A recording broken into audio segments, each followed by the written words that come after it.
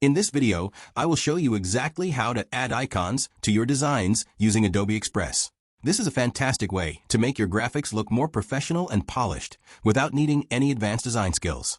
To get started, you should have your project open and ready for editing on the canvas. Look over at the left-hand side of your screen where you will see a vertical toolbar. You need to find and click on the button labeled Elements.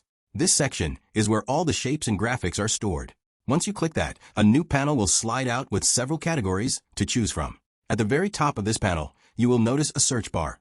This is your best friend when looking for specific imagery. Type in a keyword for the icon you need. For example, if you are building a social media post, you might type in Instagram or Twitter.